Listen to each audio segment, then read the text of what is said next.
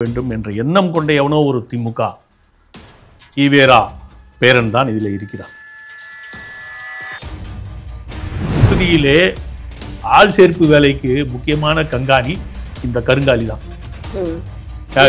EV Ramasamy என்ற கருங்காலி தான். அதாவது பிரிட்டிஷ்காரனுக்கு படைக்கு ஆளை சேர்த்த ஒரு தேச துரோக போய் அப்பங்கிட்ட இருந்து நகையை திருடிட்டு போயிட்டு ஊர் ஊரா போயிட்டு அந்த நகையை விற்காம செலவு பண்ணாம என்ன ரோட்ல பிச்சை எடுக்க பிச்சைக்காரன் ஈவே ராமசாமி என்பவன் பிச்சைக்காரன். ஈவே ராமசாமியை பின்பற்றுவர்கள் எவன் புத்திசாலின்னு எனக்கு காட்டுங்க. ஒரே ஒரு கேரக்டரை காட்டுங்க. ஒரே ஒரு கேரக்டரை காட்டுங்க. 1000 கோடி வந்தனங்களை சொல்லி உங்களுடைய ஆதரவை நீங்க ஆனா ஒரு 1000 கோடி வந்தனங்கள்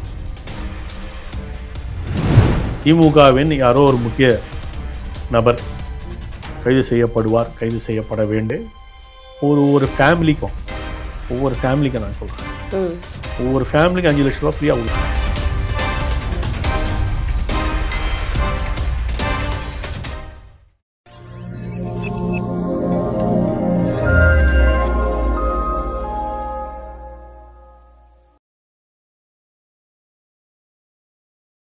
தாமரை டிவி நேயர்களுக்கு அன்பான வணக்கம். இன்று நமது நேர்காணலில் சிறப்பு விருந்தினராக வருகை புரிந்திருப்பவர் பாஜகவின் மூத்த தலைவர் கல்யாணராமன் நம்மோடு நினைக்கிறார். சார் வணக்கம். வணக்கம். யார் அந்த சார்?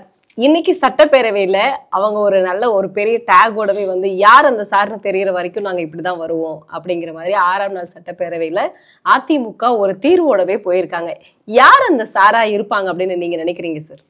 அந்த சார் இந்த இந்த இந்த சம்பவம் நடந்திருக்கிற சூழ்நிலையை வைத்து பார்த்தால் இந்த ஞானசேகரன் என்பவன் ஒரு தொடர் குற்றவாளி என்று அறியப்படுகிறது. அண்ணா பல்கலைக்கழகத்திலே படித்து கொண்டிருக்கும் மாணவிகளை வலை விரித்து பிடித்து அவர்களுக்கு ஒரு இக்கட்டான சூழ்நிலை உருவாக்கி அவர்களை மற்றவர்களுக்கு தாரை வார்க்கும் பணியை ஞானசேகரன் செய்ததாக நம்பப்படுகிறது. இப்போ அண்ணா பல்கலைக்கழகத்திலிருந்து இந்த மாதிரி ஒரு சம்பவம் நடக்குது அப்படின்னா அந்த பெண்களை யாருக்கோ தாரை வார்க்க வேண்டும் என்று ஞானசேகரன் முயற்சிப்பதாக எடுத்துக்கொள்வோம். அந்த நபர் ஏதோ 2 கிலோமீட்டர் 2 மணி நேரம் 3 மணி நேரம் டிஸ்டன்ஸ்லேருந்துலாம் வர முடியாது. 10 நிமிஷம் பயண தூரத்திலிருந்து வரக்கூடிய நபராக இருக்க வேண்டும்.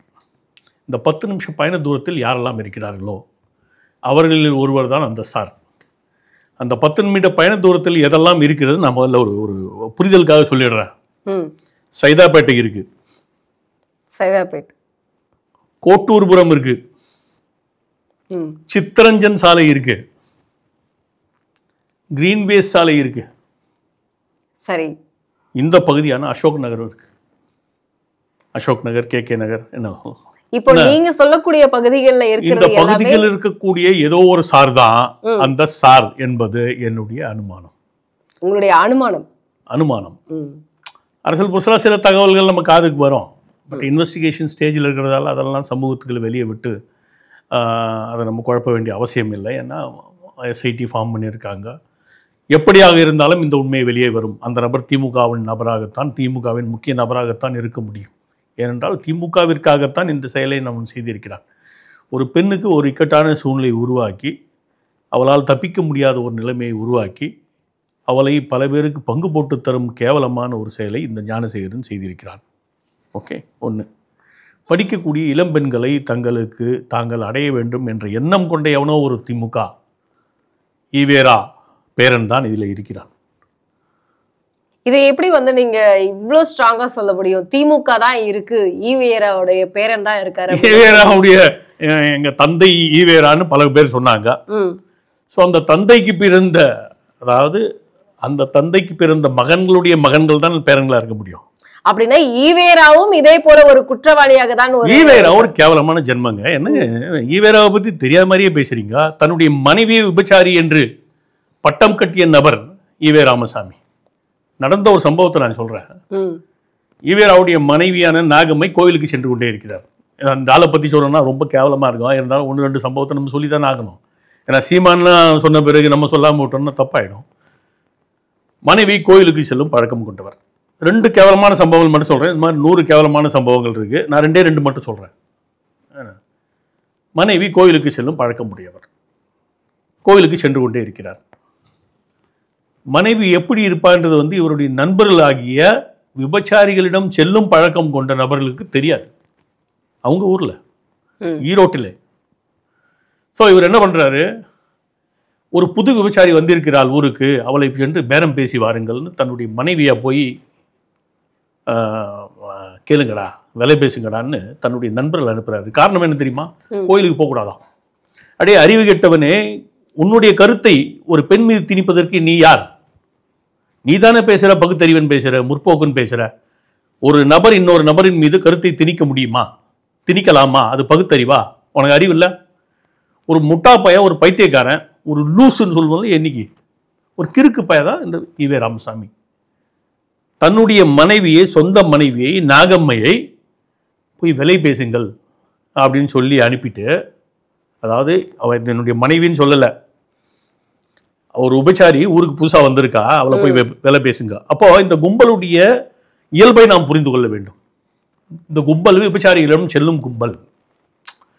ஈவே ராமசாமியுடைய இன்னொரு பழக்கம் என்னன்னா, அந்த காவேரி படுகையிலே, காவேரி கரை ஓரத்திலே வந்து விபச்சாரிகளும் கொஞ்சி குழாவி கொண்டு அதற்கு நாகம்மை சமைத்து கொண்டு வந்து உணவு ஊட்ட வேண்டும் இவர்களுக்கு இரவு அந்த மணலிலே. அந்த மாதிரிலாம் கேவலமான செயல்கள் செய்த ஒரு நபர் தான் அந்த ஈவே ராமசாமி. அதனால நம்ம இந்த ஈவே ராமசாமின்னு பேசினாவே உள்ளுக்குள்ளே வந்து ஒரு அந்த சாணியை மிதிக்கிற ஒரு உணர்வு தான் வருது. இருந்தால் கூட சொல்லி தானே ஆகணும். ஏன்னா இந்த ஆளை தான் வந்து பெரியாரு, புண்ணாக்கு, தெருப்புழுதி அப்படின்னு பேசிட்டு இருக்காங்க. இவ்வளவு நாட்கள் வந்து எல்லாரும் அப்படித்தானே சார் பேசினாங்க. இப்போ வந்து சீமான் பேசும்பொழுது மட்டும் தானே வந்து ஈவேரா அப்படிங்கிற ஒரு இல்ல நீங்க தப்பா புரிஞ்சிருக்கீங்க. இதை வந்து நாங்க பல காலமா பேசிட்டு வர்ற விஷயம் இன்னைக்குதான் அது பேசு பொருளா மாறி இருக்கு. அதற்கான அடித்தளத்தை விட்டவர்கள் எங்களை போன்றவர்கள் தான். எங்களைன்னா நான் இல்லை, நம்ம ராஜாஜி இருக்காரு உதாரணத்துக்கு. ராஜாஜி மாதிரி சிறப்பாக ஈவேராவை வச்சு செஞ்சவங்க யாரும் இல்லை. அவர் அடித்தளம் போட்டார், இன்றைக்கு சீமான் அதில் எகிரி அடிக்கிறார், அவ்வளவுதான். முதல்ல அதுல வந்து ரொம்ப சாமர்த்தியமான அடித்தளம் போட்டது என்பது எச் ராஜாஜி அவர்கள் தான். அது ஒரு பக்கம் இருக்கட்டும். அவன் வந்து ஈவேரான்ற பர்சனாலிட்டி யாருன்றதை புரிய வைக்கிறதுக்காக சில வரலாற்று உண்மைகளை சொல்லி ஆகணும் இந்த இடத்துல. ஈவே ராமசாமி பரம்பரை பணக்காரர்னு ஒரு குரூப் சொல்லிட்டு இருக்கோம். ஆமா, அட பித்தலாட்டக்காரங்களா, பைத்தியக்காரங்களா? ஜமீன் பரம்பரையை சார்ந்த ஒரு புண்ணாக்கம் கிடையாது, ஒரு புண்ணாக்கம் கிடையாது, ஒரு புண்ணாக்கம் கிடையாது. தன்னுடைய சொத்தை காப்பாற்றிக் கொள்வதற்காக நான் சொல்றேன். ஈவேரா கதையை நான் சொல்றேன். அவங்க அப்பாவுடைய தொழில் என்ன சொல்லுங்க பார்க்கலாம், யாருக்காவது தெரியுமா? அவங்க அப்பா செய்த தொழில் என்ன? அப்பாவும் அம்மாவும் செய்த தொழில் என்ன தெரியுமா? ஐடியா இல்லை இல்லையா? கல் உடைக்கும் தொழில். கல் உடைக்கும் தொழில் அப்பாவும் அம்மாவும் சேர்ந்த தொழில், சேர்ந்து செய்த தொழில் கல் உடைக்கும் தொழில். அது என்ன பெரிய ஜமீன் தொழில்? அந்த ஆள் உழைத்து சம்பாதித்தார், சொத்து சேர்த்தார். பிற்காலத்திலே அவர்கள் பெரும் தனவந்தர்களாக மாறினார்கள். அதாவது அவருடைய வயசு கூடும்போது, அவங்க அம்மாவை கல்யாணம் பண்ணிக்கிட்டு வரும்போது அவங்க அம்மா இவரை விட செல்வந்தர், இவரோட, அதாவது வெங்கடப்ப நாயக்கரை விட அந்த சின்ன தாயம்மின்னு சொல்லுவாங்க. அந்த அம்மா வந்து கொஞ்சம் பணம் படைத்தவர்கள், அதாவது செல்வந்தர்னு சொல்ல மாட்டேன். அவங்க அப்பாவுக்கு வந்து 1/4 சென்ட் நிலம் இருந்தால் இவங்களுக்கு 1/2 சென்ட் நிலம் இருக்கு, அந்த லெவலில் பணம் படைத்தவர்கள், அவ்வளோதான். ஸோ கல் உடைக்கும் தொழில் தான் அவருடைய தொழிலாக இருந்துச்சு. அதுக்கப்புறம் மாட்டு வண்டி ஓட்டுறாரு. இதெல்லாம் வரலாற்று பின்னணிகள். மாட்டு வண்டி வாங்கி மாட்டு வண்டி ஓட்டுறாரு. அதுக்கப்புறம் சின்னதாக ஒரு மளிகை கடை வைக்கிறாரு. அந்த மளிகை கடை பெரிய மளிகை கடையாகி ஹோல்சேல் கடையாகுது. இப்படி தான் அவங்க இதாகிறாங்க. அவர் தொட்டதெல்லாம் துலங்குச்சு. வெங்கடப்ப நாயக்கர் தொட்டதெல்லாம் துலங்குச்சுன்றது உண்மை. தொட்டதெல்லாம் துலங்கியதால் அவர் பெரும் தனவந்தராக மாறினார், பெரும் தனவானாக மாறினார். அதாவது மற்றவங்களுக்கு கைங்கரியம் பண்ணக்கூடிய, கடவுளுக்கு கைங்கரியம் பண்ணக்கூடிய, பல கோவில்களுக்கு கைங்கரியம் பண்ணக்கூடிய ஒரு நபராக மாறினார். இதெல்லாம் தான் வரலாறு. இவங்களுக்கு பரம்பரை சொத்து இருந்துச்சுன்னா செருப்பால் அடிக்கணும். பரம்பரை சொத்துன்னு அந்த ஆளுக்கு இருந்துச்சுன்னு எவனா சொன்னான்னா செருப்பால் அடிக்கணும். அவனுக்கு தெரியாதுன்னு அர்த்தம். 500 தென்னை மரங்களை வெட்டினார், அவன் இது பண்ண சொத்தா?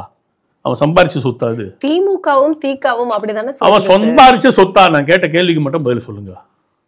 அவர் சம்பாரிச்ச சொத்தா? அவர் சம்பாதித்தாரா? நான் சொல்றேன், உங்களுக்கு வரலாற்று பின்னணி வந்து எப்படி புரிஞ்சுக்கணும்னு பாருங்க. இந்த மாதிரி திடீர்னு பணக்காரர் ஆகிறாங்க இல்லையா, ஏதோ காரணத்தினால பணக்காரர் ஆயிடுறாங்க. உழைப்பெண் சொல்லலாம், வேற ஏதோ காரணங்கள் இருக்கலாம். பணக்காரராக மாறிடுறாரு. அவங்க அப்பா பணக்காரராக மாறிடுறாரு. என்ன, இந்த பணக்காரன் புள்ள தருதலன்னு சொல்லுவாங்க இல்லையா, அந்த தருதலை தான் இந்த ஈவேரா. இந்த தருதலைன்னு தமிழில் ஒரு வார்த்தை இருக்கு இல்லையா? ஆமா. இந்த தருதலை என்ற வார்த்தைக்கு முழுமையாக 100% 10 பொருத்தம்னுவாங்க இல்லையா? அந்த மாதிரி ஒரு பர்சனாலிட்டி தான். அப்பா சம்பாரிச்சு கொடுத்தா இவன் போய் விபச்சாரிகளாண்ட விட்டு வந்தான். அவ்வளோதான். லஞ்சம் கொடுத்து ஈரோடு சேர்மனாக மாறிவிட்டு நான் சேர்மனாக இருந்தேன் மாறிட்டுனா என்ன அர்த்தம்? எப்போ சேர்மன் ஆன? உன்னுடைய எத்தனை வயசில் சேர்மன் ஆன? சேர்மன் ஆகிறதுக்கு உனக்கு என்ன தகுதி இருந்துச்சு? சேர்மன் ஆகிறதுக்கு நீ என்ன சமுதாயத்தில் ஏதாவது பெரிய வேலை பண்ணியா? ஊழலை எதிர்த்தவர் தான் வந்து பகுத்தறிவு பெரியார் அப்படின்னு வந்து எந்த ஊழல்? யார் செய்த ஊழல்? அந்த காலத்தில் ஆட்சி செய்தவர்கள் ஆங்கிலேயர்கள். ஆங்கிலேயருடைய அடிமை இந்த ஆளு. இந்த வரலாறு சரியா புரிஞ்சுப்படுமா? 1879 பிறக்கிறார் ஈவே ராமசாமி நாயக்கர். ஓகே, அவங்க அண்ணா அதுக்கு 10 வருஷத்துக்கு முன்னாடி பிறக்கிறாரு. அவருக்கு 2 தங்கைகள்லாம் உண்டு. அதெல்லாம் விட்டுருவோம், ரொம்ப கதைக்குள்ளெல்லாம் போக வேண்டாம்.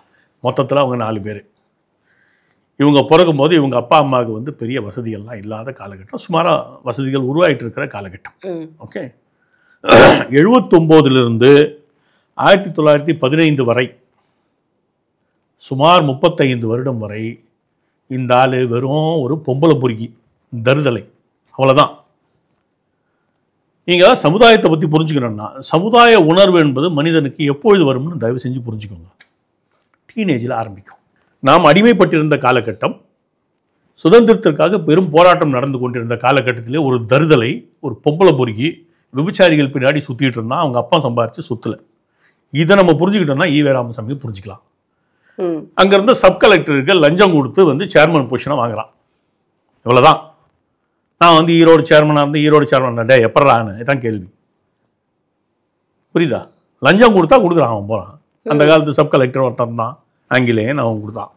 இப்படி தான். இதை விட இன்னொரு கூத்து இருக்கு. முதல் உலகப் போரில் வந்து படைகளை திரட்டுவதற்கான வேலை பல பேருக்கு தரப்பட்டது. அந்த பல பேர் யாருன்னா ஆங்கிலேய அடிமைகள். ஆங்கிலேயனுக்காக எதையும் செய்வதற்கு தயாராக இருந்த ஒரு அடிமை கூட்டம். அந்த அடிமை கூட்டத்தில் ஈரோடு பகுதியிலே ஆள் சேர்ப்பு வேலைக்கு முக்கியமான கண்காணி இந்த கருங்காலி தான். யாரு? ஈவே ராமசாமி என்ற கருங்காலி தான்.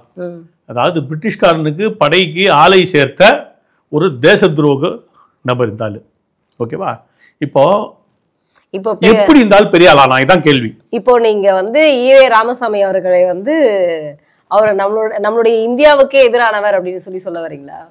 இந்த கருங்காலி பத்தி நீங்க முழுசா தெரியணுன்றதுக்காக நான் வரலாற்று ரீதியா சொல்லிட்டு இருக்கேன். நான் சொல்றது எவனாவது டிஸ்பியூட் பண்ணட்டும், அவங்களை வச்சு செஞ்சிடறேன். என்ன இல்ல இப்போ வரலாறு பேசவே கூடாது, வார்த்தைகளே சொல்லக்கூடாது. 1879 பிறந்தாருன்றதுல உண்மைதானே? இப்போ நீங்க சொல்லக்கூடியது எல்லாமே வந்து சரித்திரத்தில் கேக்குற கேள்வி. 1879 பிறந்தாருல, 35 வயசு வரை என்னத்தை புடுங்கிட்டு இருந்த? நீ சமுதாயத்துல நீ யாரு? 35 வயசு வரை நீ யாரு? அவருக்கு சமுதாயத்தை பத்தி தெரியாமல் வரலாறு சொல்றேன். சமுதாயத்தை பத்தி வரலாறு நான் சொல்றேன். இந்த ஆளு போய் அப்பங்கிட்ட இருந்து நகையை திருடிட்டு போயிட்டு ஊரா போயிட்டு அந்த நகையை விற்காம செலவு பண்ணாம என்ன ரோட்ல பிச்சை எடுக்கிறான். பிச்சைக்காரன். ஈவே ராமசாமி என்பவன் பிச்சைக்காரன். ரோட்ல அம்மா தாயை பிச்சை போடுங்கன்னு கையேந்தி ஆந்திராலையும் கர்நாடகாலையும் பிச்சை ஏந்தி பிழைத்த ஒரு நபர். வரலாறு, இதெல்லாம் வரலாறு, நான் சொல்லல. ஈவே ராமசாமி கூட இருந்த சாமி சிதம்பரனார், அப்புறம் அந்த இன்னொரு ஆணைமுத்துன்னு ஒருத்தர் இருந்தாங்க. இவங்க வந்து அந்த வரலாற்றை தொகுத்து எழுதியிருக்காங்க. இந்த திருட்டு பயலுடைய மொத்த வரலாறையும் அவங்க ஏதோ பெருமை நினைச்சு எழுதிட்டானுங்க. அதை படிச்சு பார்த்தாதான் புரியுது இது பைத்தியம் அதுன்னு. சரி, இப்போ வந்து இது எப்படி பெரிய ஆளாச்சு, இந்த பைத்தியம் எப்படி பெரிய ஆளாச்சுன்றது தான் கதை. எப்படி வந்து ஒரு பைத்தியம் சமுதாயத்துக்கும் தேசத்திற்கும் எந்த விதமான உபயோகம் இல்லாத ஒரு ஒரு ஒரு சாணி மாதிரி இருக்கக்கூடிய ஒரு பர்சனாலிட்டி, இது எப்படி பெரிய ஆளாச்சு? இந்த கேள்விக்கு தான் நமக்கு பதில் வேணும். நீங்கள் பெரியார்ன்ற அந்த அடைமொழிக்குள்ளே எப்படி இது வந்துச்சு அப்படின்றது தான் நம்ம முன்னாடி இருக்கிற கேள்வி. அது அந்த வரலாற்று ரீதியாக புரிஞ்சுக்கோங்க. இது யாரு? ஆங்கிலேயனுடைய அடிமை. ஆங்கிலேயனுக்கு நிறைய கைக்கூலிகள் தேவைப்பட்டார்கள். எதற்காகனா காங்கிரஸ் உடைக்கிறதுக்காக, காங்கிரஸ்குள்ள குழப்பத்தை உண்டாகிறதுக்காக. அதனால ஆங்கிலேயன் வந்து நீ காங்கிரஸ்க்கு போ அப்படின்றான். இதுக்கு இடையில இது என்ன பண்ணுதுன்னா, இந்த பிச்சைக்கார வேலைலாம் பண்ணிட்டு இருந்துச்சு இல்லையா, இது காசிக்கு போகுது. 10 நாள் குளிக்காம ஒரு சத்திரத்துக்குள்ளே ஏறுது, சோறு போடுறான்னு. கருமின்னா கருமி, கஞ்ச பிசினாரி இருந்தாலும் ஒத்த பைசா அடுத்தவங்களுக்கு கொடுக்க மாட்டான். என்ன இதெல்லாம் வரலாறு, நான் சொல்றது அத்தனையும் வரலாறு. நீங்க எவனை வேணாலும் கூட்டிட்டு வாங்க, டிஸ்பியூட் பண்ணட்டும். நீங்க வந்து பெரியாரை எதிர்க்கணும் அப்படிங்கிற ஒரு இதுலயே பேசுறீங்க. நான் சொல்றது வரலாறு. ஆனா இருங்க, நான் சொல்றது வரலாறு. தன்னுடைய சொத்துக்களை எல்லாம் விட்டு ஐயோ உங்களுக்கு எல்லாம் தெரியாது. பெண்ணுரிமைக்காகவும் உங்களுக்கு எல்லாம் தெரியாது. பெண்ணுரிமைக்காகவும் நாட்டினுடைய சமுதாய வளர்ச்சிக்காகவும் தன்னுடைய சொத்துக்களை விட்டுட்டு வந்தார் அப்படின்னு தானே வந்து திமுக சொல்லுது. திமுக எந்த காலத்துல அறிவு இருந்திருக்கு? திமுக அறிவுபூர்வமா இப்ப வரைக்குமே வந்து பெரியாருடைய கொள்கை, நாங்க வந்து கடவுளே இல்லை அப்படிங்கிற மறுப்பு கொள்கையை தானே வந்து இப்ப வரைக்கும் திமுக வந்து துர்கா அம்மா வந்து ஊரா போறாங்களே கோயில் கோயிலா, ஏன் நீ பண்ண வேண்டியது தானே புருஷன்ல நீ. ஆனா அது போல இப்போ பெரியார் சொன்னதை போல வந்து நான் வந்து ஈவே ராமசாமி பைத்தியத்தை விட கொஞ்சம் பெட்டர் பர்சனாலிட்டியா வந்து மு.க. ஸ்டாலினை பாக்குறேன். குறைஞ்சபட்சம் தன்னுடைய பொண்டாட்டியை பத்தி எதுவும் கேவலமா பேசல. முதல்வரும் வந்து அதே போலதான் அப்படிங்கிறீங்களா? அப்படி சொல்லலாம். முதல்வர் ஆயிட்டாரு, அவரை சொல்ல முடியுமா? முதல்வரா இல்லாம இருந்தா சொல்லலாம். அப்புறம் என் மேல கேஸ் எல்லாம் போடுவாங்க. ஏற்கனவே என் மேல ஏகப்பட்ட கேஸ் இருக்கு. இல்ல நீங்க பெரியாரை வந்து முட்டாள் பைத்தியம் அப்படின்னு சொல்றீங்க. இப்ப வந்து இருக்கக்கூடிய தலைவர் முதலமைச்சரையும் வேற மாதிரி சொல்றேன். முதல்வரை வந்து முட்டாள் பைத்தியம் நான் சொல்ல மாட்டேன். ஆனா வேற மாதிரி சொல்றேன். ஒரு புத்திசாலி பேப்பர் வச்சு படிக்க மாட்டான். சரி, கையில் துண்டு சீட்டை வச்சுட்டு பேச மாட்டான், படிக்க மாட்டான். இந்த அளவுக்கு சொல்ல முடியும். அந்த ஆள் புத்திசாலியா இருந்தா. இது ஓகேவா இந்த ஆன்சர் உங்களுக்கு?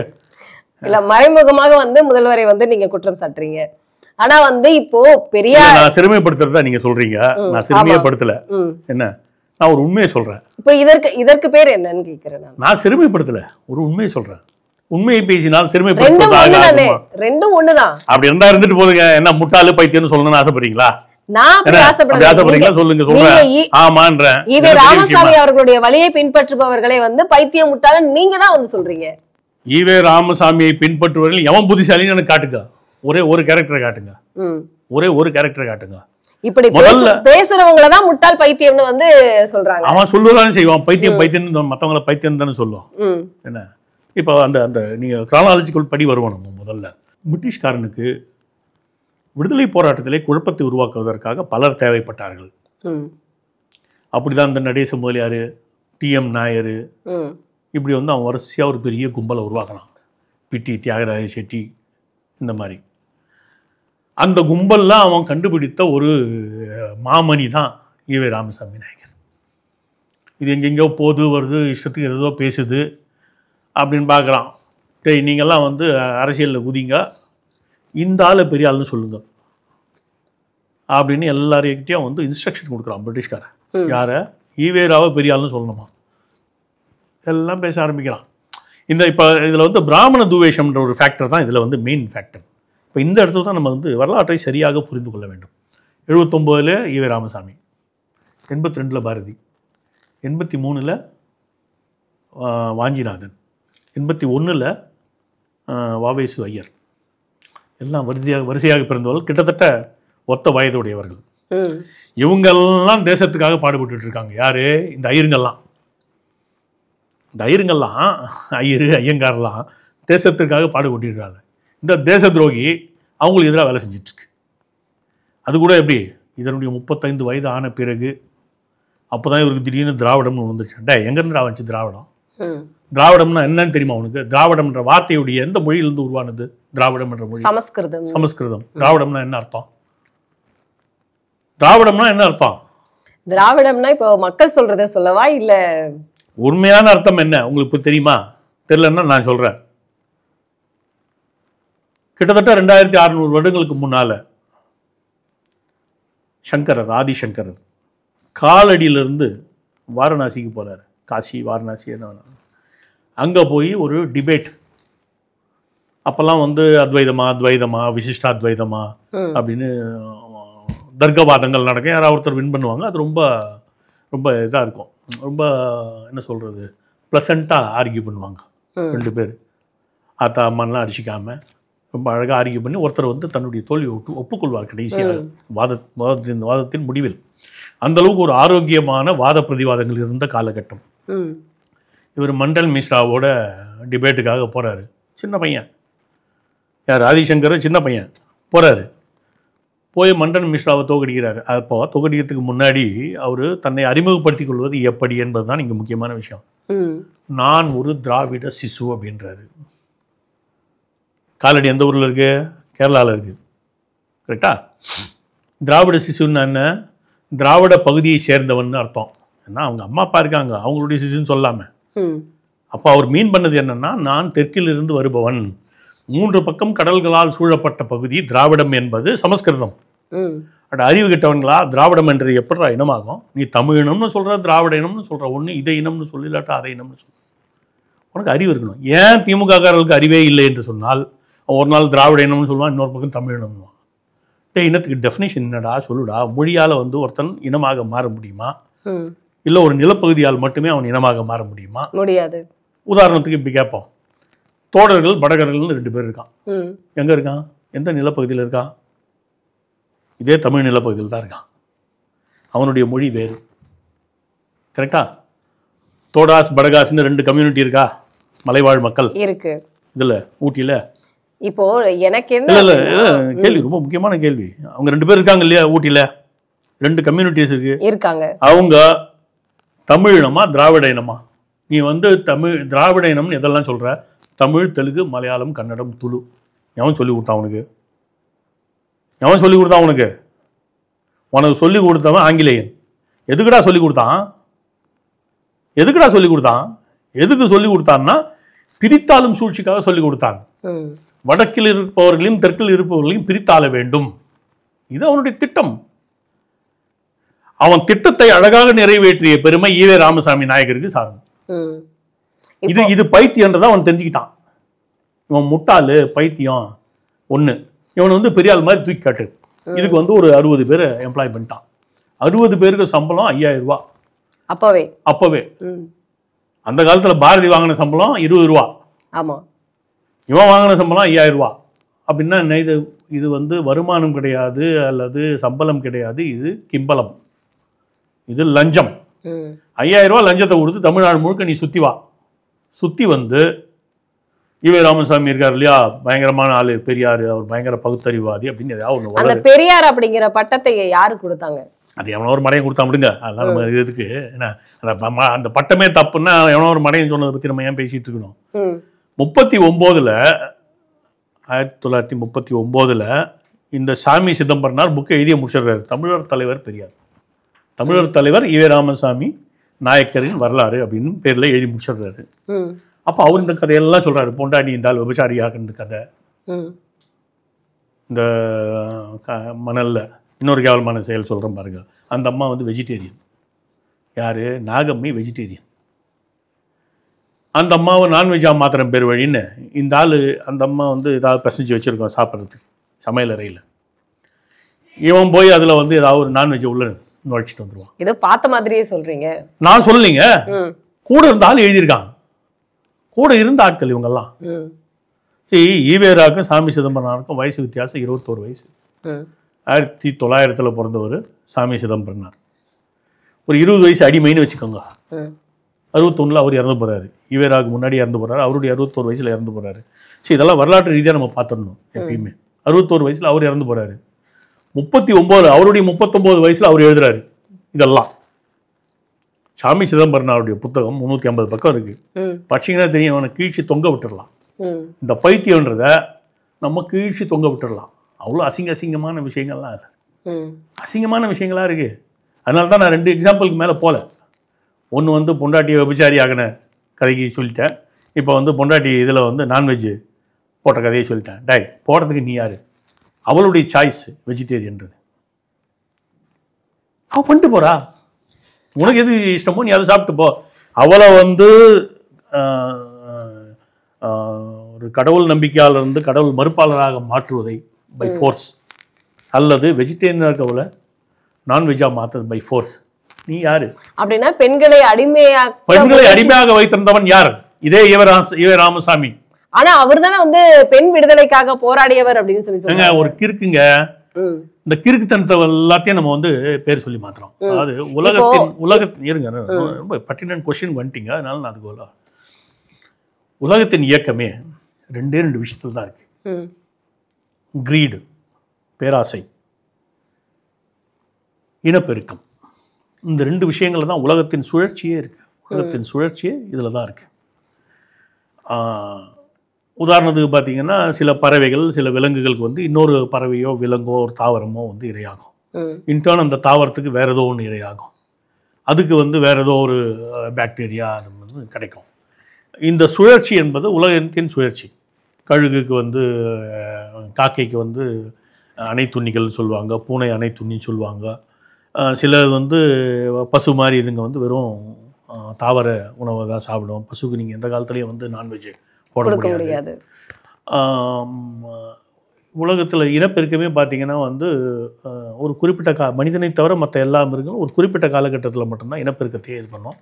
இந்த ப்ரோக்ரியேஷன்றது வந்து பை டிஃபால்ட்டு மனிதர்களுக்கு உலகத்தில் இருக்கிற எல்லா ஜீவராசிகளையும் இன்க்ளூடிங் மனிதர்கள் இருக்கக்கூடிய ஒரு விஷயம். இந்த பைத்தியக்காரன் என்ன சொல்கிறான்னா, பெண்ணுடைய கர்ப்பப்பையை எடுத்து விட்டால் ஆணும் பெண்ணும் சமமாகி விடுவார்கள். இதுக்கு பேர் வந்து பெண் விடுதலையா? அது வந்து பாரதியார் வந்து ஆணுக்கும் பெண்ணுக்கும் வந்து இருவருக்குமே கற்பு இருக்கு அப்படின்னு சொல்லி சொன்னாரு. அதற்குதான் வந்து பெரியார் அவர்கள் வந்து கர்ப்பப்பையை எடுத்துட்டா ரெண்டு பேரும் ஒன்னா இருப்பாங்க. கற்புன்றது வந்து உளவியல் சம்பந்தப்பட்ட ஒரு விஷயம். ஆமா, இது வந்து உடலியல் சம்பந்தப்பட்ட விஷயம் கிடையாது. நிச்சயமாக இல்ல. கற்பு வந்து ஆணுக்கும் பெண்ணுக்கும் இருக்கு அப்படிங்கிறது பாரதியார் சொன்னதை வந்து மறுக்க முடியாது. அது உண்மைதான். கரெக்ட் தான். நான் இல்ல நான் சொல்றேன். என்ன கற்பு நிலை என்று சொல்லி வந்தால் அது இரு கட்சிக்கும் பொதுவில் வைப்போம். நான் பாரதி அவன் நீங்க வந்து பாரதியை பத்தி பேசுங்க. பாரதிய சமூக நீதியாளர்னு சொல்லுங்க, புரட்சியாளர்னு சொல்லுங்க, கரெக்ட். நீங்க என்ன சொன்னாலும் அது அப்ளிகபிள். பெண் விடுதலைன்னா அவன் தான், சமூக நீதினா அவன் தான். சூத்திரனுக்கு ஒரு நீதி தண்ட சோறுனும் பார்ப்புக்கு வேறொரு நீதி சாத்திரம் சொல்லிடும் வாயில் அது சாத்திரமல்ல சதி என்று கண்டோம். புரியுதா உங்களுக்கு? புரியுது. பாரதிற்கு இணையாக பாரதியும் இந்த பொறுக்கியும் கம்பேர் பண்ணக்கூடாது. தயவு செஞ்சு பாரதி உள்ள கொண்டு வந்துடாதீங்க. பாரதியுடைய வார்த்தைகள் நீங்க கோட் பண்ணதால நான் வந்து எமோஷனல் ஆயிட்டேன். பாரதி தான். Bharathi is an amazing personality. Sir, இப்போ நம்ம வந்து பாரதியை வந்து நம்ம பேச வரல. இப்போ யார் அந்த சார் அப்படிங்கும் பொழுது இந்த வழியில வந்தவர்கள் அப்படின்னா ஈவே ராமசாமி அவர்களின் வழியில் வந்தவர்கள் திமுக இவர்களாக தான் இருப்பார்கள் அப்படின்னு சொன்னீங்க. இப்போ வந்து ஈவே ராமசாமி அவர்கள் பேசின விதம் வந்து உனக்கு வந்து உடல் அளவுல வந்து நீ உறவு வைத்துக் கொள்வது தாயாக, அக்காவாக, தங்கையாக, யாராக இருந்தாலும் சரி அப்படின்னு அவருடைய வார்த்தைகள், அவர் எழுதின வார்த்தைகள், பேசின வார்த்தைகள் தான் வந்து பத்திரிகைகளை மறுப்பு தெரிவிக்காததற்கு காரணம் என்ன அப்படின்னு நான் வந்து என்னுடைய கேள்வி வார்த்தையை உபயோகப்படுத்தாதீங்க. அந்த மிருகம், அந்த லூசு, அந்த பைத்தியம்னு சொல்லுங்க, நான் ஏத்துக்கிறேன். இல்ல நான் வந்து அந்த மாதிரியான வார்த்தைகள் என்னுடைய வயதுக்கு அவரை வந்து அந்த மாதிரி பேச முடியாது இல்லையா? வயது சம்பந்தப்பட்ட விஷயம் இல்ல, அறிவுபூர்வமான விஷயம். அறிவுபூர்வமான விஷயம். நான் வந்து ஒரு மிருகம், நான் வந்து பெயரிட்டு நான் வந்து குறிப்பிட்டு சொல்லலாம். பாருங்க, நீங்க சொல்ற மாதிரி வந்து நானும் இப்ப நீங்க அவர் வந்து நானும் வந்து அதே மாதிரி சொல்றேன். மிருகங்களை எடுத்துக்கோங்க. ஒரு பசுவிற்கு பிறந்த ஒரு ஆண் கன்று என்ன காலை, அதற்கு நம்ம பேர் வைக்கிறோம். அதற்கு வந்து இப்போ லட்சுமி அப்படின்னு பேர் வச்சா நம்ம லட்சுமின்னு சொல்றோம். இப்ப அத வந்து ஒரு புலினா புலி அதோட பேர் அப்படிதான் சொல்றோம். வர கேள்வி வேற. ஒரு பசுவிற்கு பிறந்த குழந்தையாகிய காலை ஆண் தன்னுடைய தாயோட வன்புணர்வு செய்யுமா? செய்யாது. அது அநாகரிகம் இல்ல. அநாகரிகம்ன்றது நம்மளுடைய பாக்குற பார்வை, அதை விட்டுருவோம். அது செய்யாது. ஏன்னா அது இயற்கை நியதி, அதுக்கு தெரியும். இந்த பைத்தியக்காரன் சொல்றானே, இது புரியுதா உங்களுக்கு? புரியுது. இப்போ நானும் அதை சரின்னு சொல்லல. ஆனா இப்ப ஆழ்ந்து கொண்டு இருக்கிறவர்கள் அவர்களுக்கு வந்து எதிர்ப்பு தெரிவிக்காம இந்த வார்த்தைகளுக்கு வந்து சப்போர்ட் ஏன் பண்றாங்கன்னு என்னுடைய கேள்வி. உங்களுடைய கருத்து என்னவா இருக்கு? ஏன்னு சொல்றேன். ரொம்ப இம்பார்ட்டன்டான பாயிண்ட். உலகம் மேம்படுவதற்கு நாகரிகம் என்பது முக்கியமானது. உலகம் மேம்படுவதற்கு நாகரிகம் முக்கியமானது. சனாதனத்தை ஒழிப்பேன்னு ஒரு பைத்தியக்காரன் சொன்னான் இல்லையா? உதயநிதினு பேரு, துணை முதல்வர், இன்னைக்கு துணை முதல்வர். அன்னைக்கு அவன் பைத்தியம். அந்த பைத்தியம் சொல்லும் போது அவன் எதை சொன்னான்றது புரிஞ்சுக்கணும். நம்ம இங்க we want the education by which character is built. எதை முக்கியப்படுத்துறாரு பாருங்க. விவேகானந்தர் சொன்ன வார்த்தையை நான் அப்படியே கோட் பண்றேன். we want the education by which character is built. எந்த ஒரு கல்வி என்பது ஒழுக்கத்தை தருகிறதோ, கேரக்டர்ஸ் பில்ட்டுக்கு அப்புறம் the mind is increased, the intellect is expanded. மனம் விசாலாக வேண்டும், புத்தி கூர்மை அடைய வேண்டும். And by which one can stand on one's own leg. தன் சுய காலால் நிற்கக்கூடிய மனத்திற்பத்தை அது தர வேண்டும். End of all education must be man making. கடைசியாக மனிதனை மனிதனாக்கக்கூடியதாக கல்வி இருக்க வேண்டும். இதுதான் வந்து விவேகானந்தர் சொல்றார். We want the education by which character is built, strength of mind is increased, the intellect expanded, and by which one can stand on one's own leg. End of all, education must be man making. ஓகேவா? இதுக்கு ஆப்போசிட்டா ஒரு view நீங்க எடுங்க. We want something by which character is lost, mind shrinks, the intellect becomes obsolete, you become inhuman, you become a person without confidence அப்படின்னு ஒரு view எடுங்க. நீங்கள் அப்படிப்பட்ட ஒரு சமூகத்தை படைத்தால் காலாகாலத்திற்கும் தாங்கள் ஆண்டு கொண்டே இருக்கலாம் என்று கூறுவது தான் திராவிடம். அதுதான் திராவிட மாடல். அதனால தான் இவங்க சமச்சீர் கல்வின்னு ஒன்று கொண்டு வந்தானுங்க. இந்த சமச்சீர் கல்வியில் படிக்கக்கூடிய குழந்தைகளால் வந்து தன்னுடைய தாய்மொழியாக தமிழே, உலகின் மூத்த மொழியாக தமிழே, எவராலும் கற்பனை செய்யக்கூட முடியாத மொழி வளத்தை கொண்ட தமிழை எழுத படிக்க தெரியாத அளவிலே தான் தமிழக குழந்தைகள் இன்று உருவாகி கொண்டு இருக்கிறார்கள். இதை என்ன சொல்வீங்க? இவங்க தமிழ் வளர்க்குறாங்களா? ஸோ இவங்களுக்கு என்ன தேவைன்னா ஒரு கீழ்த்தரமான ஒரு சமூகத்தை உருவாக்க வேண்டும், சமைக்க வேண்டும். அதன் மூலமாக தங்களுடைய காட்டு மிராண்டித்தனமான மிருகத்தனமான எண்ணங்களை, அரக்கத்தனமான எண்ணங்களுக்கு தீனியை சேர்த்துக் கொள்ள வேண்டும். இப்ப இப்படி எடுத்துப்போம். மக்களை முட்டாளாக்கணும்னு திமுக. நான் வரேன் ரொம்ப முக்கியமான பாயிண்ட். திரும்ப அந்த இடத்துக்கு வரேன். ஞானசேகரன்கள் இதனால் தான் உருவாக்கப்படுகிறார்கள். இங்கே எவனோ ஒருத்தன் அமைச்சரோ இல்லை முக்கியமான தலைவரோ இருக்கான், அவனுக்கு தீனி தேவை. எது தீனி? பெண்கள் தேவை. யார் தேவை? இளம் பெண்கள் தேவை. கல்லூரியில் படிக்கக்கூடிய பெண்கள் தேவை. வேற எந்த கல்லூரியிலே நீங்க இந்த மாதிரி என்ட்ராக முடியுமா? என்ட்ராகி வீடியோ எடுக்க முடியுமா? முடியாது. இந்த மாதிரி ஒரு கல்லூரி, engineering college, huge campus, 150 acres, உள்ளே என்ன நடக்குதுன்னே தெரியாத அளவுக்கு ஒரு பெரிய கேம்பஸ். நீங்கள் இதை வந்து ஒரு மீனாட்சி காலேஜில் பண்ண முடியாது, இல்லை எம்ஓபி வைஷ்ணவில் பண்ண முடியாது, இல்லை குயின் மேரிஸ் காலேஜுக்குள்ளே பூந்து பண்ண முடியாது. கரெக்டாக?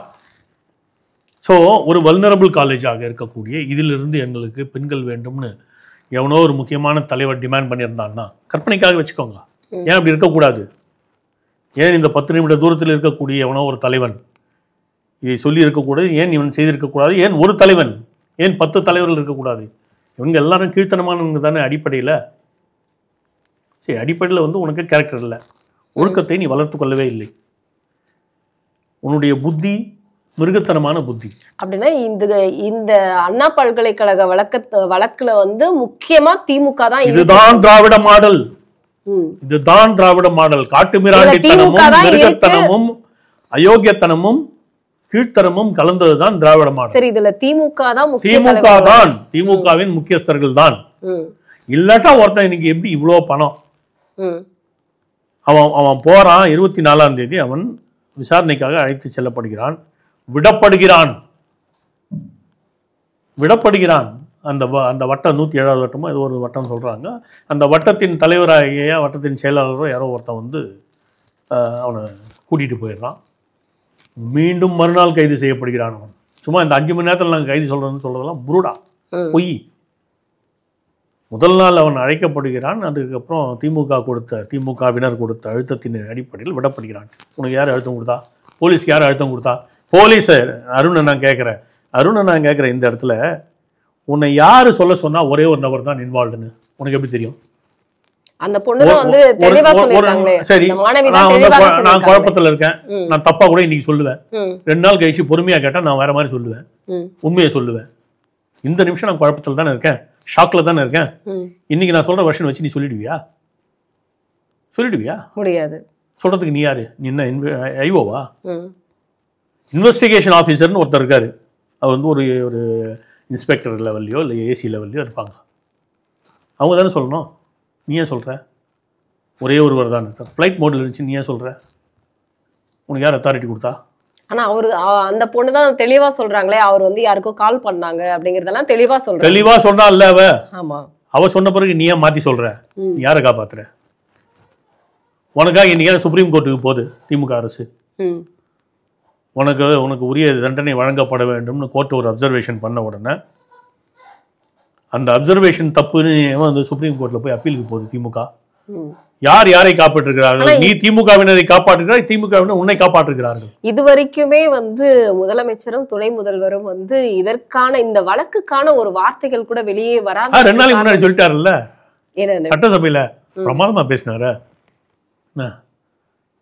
திமுகவின் என்ன ஆதரவாளர் போன்று இருக்கலாம், திமுகவே கிடையாது, உறுப்பினரும் கூட கிடையாது அப்படின்னு சொல்லியிருந்தாங்க. அது கைப்புண்ணுக்கு கண்ணாடி எதுக்குன்னு வாங்க. நீ திமுகன்றது வந்து நீ பண்ற எல்லா அயோக்கியத்தனையும் எழுதி ஒட்டி வச்சிருக்கு. திமுகவினர் வந்து அயோக்கியத்தனத்திற்கு பிறந்தவர்கள். ஈவே ராமசாமிக்கு பிறந்தவர்கள் தானே, அவங்க தானே சொல்றாங்க தகப்பன்னு. தந்தை பெரியார்னு அவங்க தான் சொல்றாங்க. அதாவது இவங்களுடைய முன்னோடிகள் சொன்னாங்க. இவ்வளவு நாட்கள் நம்மளும் அப்படிதான் சார் சொல்லிட்டு இருந்தோம். நான் எந்த காலத்திலும் சொன்னதில்லை. அதனால் அதை பற்றி பேசுவதற்கான முழுமையான தார்மீக உரிமை கொண்டவர்களில் நானும் ஒருவன். தந்தை பெரியார் என்ற வார்த்தையை நான் எந்த சீமான் அவர்கள் நாம் தமிழர் கட்சியின் ஒருங்கிணைப்பாளர் சீமானுக்கு நான் வந்து 1000 கோடி வந்தனங்களை சொல்லி உங்களுடைய ஆதரவை நீங்க, ஆனா ஒரு 1000 கோடி வந்தனங்கள் நான் சொல்லி ஆகணும். என்ன அவர் வந்து விளம்பரத்திற்காக வந்து பேசினதாக தானே சொல்றாங்க. சொன்னதுல ஏதாவது பொய் இருக்கா? பொய் இல்லாதவரை அது விளம்பரம் என்று எடுத்துக்கொள்ள வேண்டும். ஓங்கி உடனில் அடிஞ்சு ஈவே ராமசாமி நாயக்கரை குப்புற படுக்க வச்சுட்டாங்க. அண்ணா பல்கலைக்கழக விவகாரத்துல வந்து திமுகவுக்கு வந்து கண்டிப்பா வந்து அவங்களும் அதுல காரணமாக இருக்கிறாங்கன்னு நீங்க சொல்றீங்க, உங்களுடைய கருத்து. ஆனா முதல்வர் அவர்களுடைய இந்த 5ஆம் நாள் சட்டப்பேரவையில வந்து இன்னைக்கு இருக்கக்கூடிய தமிழகம் வந்து பாஜக ஆளும் மாநிலத்தை விட பாதுகாப்பாக பெண்கள் இருக்கக்கூடிய ஒரு முதன்மையான மாநிலம் தமிழ்நாடு தான் அப்படின்னு வந்து அவர் சொல்லியிருக்காரு. ஸ்டாட்டிஸ்டிக்ஸ் அந்த மாதிரி சொல்லல, டேட்டா வந்து பொய் சொல்லாது இல்லையா?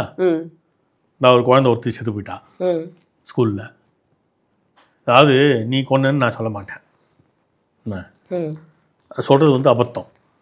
ஆனா எந்த ஒரு சூழ்நிலையில் இது போன்ற செயல்கள் செய்ய முடியும் என்ற நம்பிக்கை பல பேருக்கு வரும். இதை வந்து நம்ம கொஞ்சம் ஸ்டாட்டிஸ்டிக்கல் டேட்டாவாக போவோம். 1996 to 2001 திமுக ஆட்சியில் குற்றங்களுடைய எண்ணிக்கை அதிகம். 2001 to 2006 அதிமுக ஆட்சியில் குற்றங்களுடைய எண்ணிக்கை குறைவு. 2006 to 2011 திமுக ஆட்சியில் குற்றங்களுடைய பர்சன்டேஜ் அதிகம். 2011 to 2021 அதிமுக ஆட்சியில் குறைவு.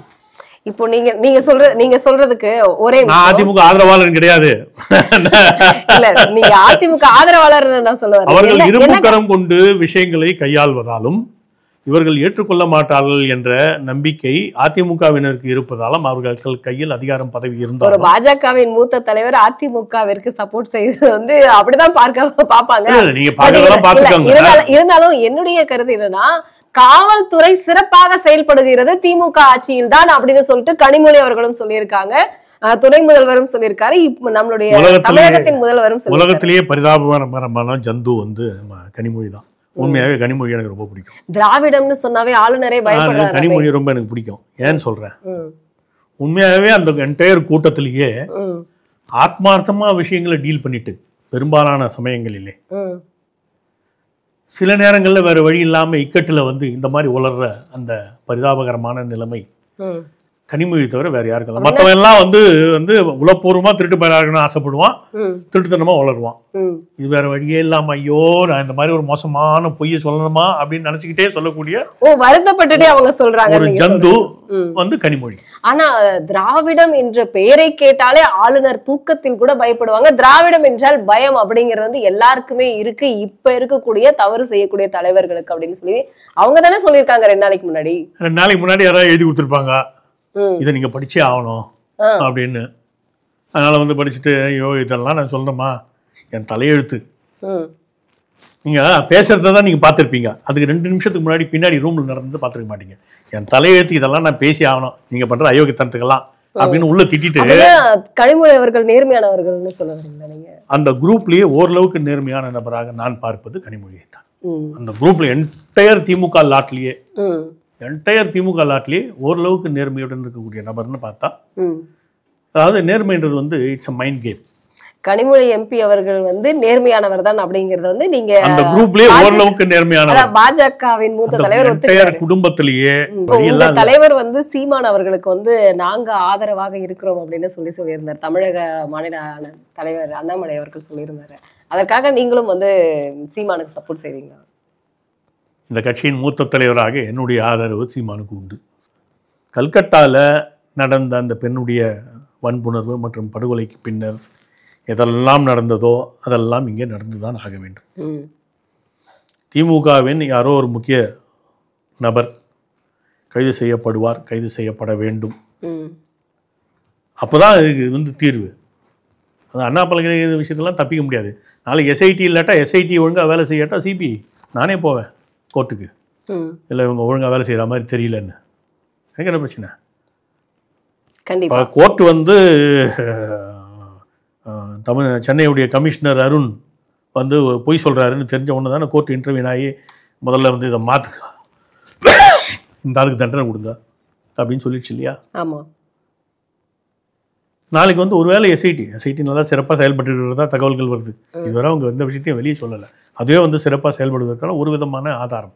அவருக்கு மேலே ஏதோ ப்ரெஷர்லாம் இருக்கிறதா கேள்விப்படுறேன் நான். பட் ப்ரெஷர்கள்லாம் அவங்க அசைந்து கொடுக்கக்கூடிய நபர்கள் கிடையாது என்பது என்னுடைய கருத்து. இந்த 3 ஐபிஎஸ் அதிகாரிகள் எல்லாருமே மற்ற மாநில கேடர்ஸ், யாருமே தமிழ்நாடு கேடர் கிடையாது. தமிழ்நாடு கேடராக இருந்தால் தான் பிரச்சனை. அவங்க வந்து இப்படி பண்ணுவேன் அப்படி பண்ணுவேன், உங்களை வந்து எதிர்காலத்தில் வீணாக்கிடுவேன், அவங்க எதிர்காலத்தில் அவங்களுடைய கேரியரை காலி பண்ணிவிடுவேன், இப்படிலாம் பயன்படுத்த முடியும். அதுக்கான வாய்ப்புகள் எதுவுமே இல்லாத ஒரு காலகட்டத்தில் நம்ம இருக்கோம்.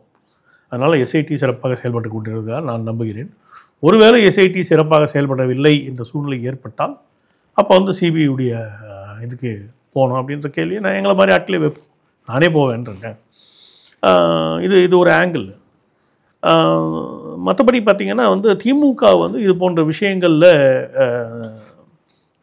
தங்களுடைய நபர்கள் இதிலே பங்கெடுத்து இருக்கிறார்கள், அவர்களுடைய பங்களிப்பு இருக்கிறது என்ற பயத்தில் தான் ஏன்னா பின்னாடியே தேர்தல் வந்துட்டு இருக்கு. இன்னும் 1.25 வருஷம் தான் பாக்கி இருக்கு. ஆமாம். இந்த இஷ்யூ பெருசாக ஆக ஆக ஆக சமுதாயத்தில் வந்து இவர்களுடைய பெயர் கெட்டுப்பட்டு போய்கொண்டே இருக்கும். அதுலேருந்து அவங்க தப்பிக்கிறதுக்கு முன்னாடி இப்போ அவங்களுக்கு என்னென்னா எப்படியாவது போஸ்ட்போன் பண்ணணும்னு நினைக்கிறாங்க இந்த இதில். எப்போது February 5 வரை. February 5 என்ன சிக்னிஃபிகன்ஸு? ஈரோடு இடைத்தேர்தல் வருது. ஒருவேளை திமுகவின் ஒரு நபர் கைது செய்யப்பட்டு விட்டால் அந்த காலகட்டத்திற்குள் ஊத்திக்கும் திமுக. ஒரு தேர்தல் அடி வாங்கினாங்கன்னா 2026 என்பது அவர்கள் கனவில் கூட எண்ணி பார்க்க முடியாது.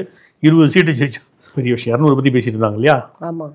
234 இப்போ முதல்வர் அவர்கள் வந்து 200 தொகுதிகளிலும் வந்து திமுக ஜெயிக்கும்னு சொன்னாரு.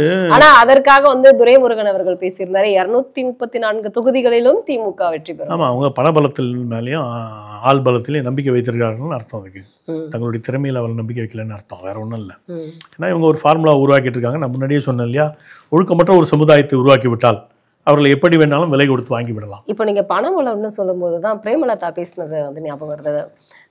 தேமுதிகவினுடைய தலைவர் பிரேமலதா அவர்கள் பேசியிருந்தாங்க, 500 ரூபாய் கூட கொடுக்க வக்கில்லாத திமுக அரசு என்ன செய்கிறது, இப்போ பொங்கல் பரிசு தொகுதியில் வந்து ஏன் கொடுக்க முடியலன்னு கேள்வி எழுப்பியிருந்தாங்க. இதுல வந்து துரைமுருகன் அவர்கள் பேசியிருந்தாரு, எலெக்ஷன் வரட்டும் பார்க்கலாம் அப்படிங்கிற மாதிரியான ஒரு வார்த்தையை விட்டுருந்தாரு. அதாவது இவங்க புத்தியற்றவர்கள் என்பதற்கு இதெல்லாம் ஆதாரம். அதாவது பிரேமலதா வந்து சிறப்பான ஒரு கேள்வி எடுத்து வைக்கிறாங்க. என்ன அந்த அம்மா எப்பயுமே ஃபோர்த் ரைட், ஸ்ட்ரெயிட் ஃபார்வர்டாக ஒரு ப்ரில்லியண்ட்டாக ஒரு கேள்வியை தூக்கி போடுவாங்க. பதில் சொல்ல முடியாமல் ஆளுங்கட்சி தவிக்கும். அதை நம்ம பலமுறை பார்த்துருக்கேன் நான். இந்த முறை ஒரு மிக சாதாரணமான ஒரு கேள்வி, 500 ரூபாய்க்கு கொடுக்க வக்கில்லாத அப்படின்னு சொல்லியிருக்காங்க. என்ன பதில் சொல்லுவேன்? நீ காசு பணம் இல்லைன்னு நீ ஒத்துக்க. முதல்ல காசு பணம் எங்கே போகுது? நீ கடன் வாங்குற, கிட்டத்தட்ட லட்சம் கோடிகள் கடன் வாங்குற. இந்த வருஷம் ஒவ்வொரு வருஷமும் இப்போல்லாம் லட்சம் கோடிகள் கடன் வாங்குறாங்க. இந்த பக்கம் லட்சம் கோடிகள் வருது, இந்த பக்கம் 2 லட்சம் கோடி இவங்களுடைய சொத்து மதிப்பு கூடுது. யார்?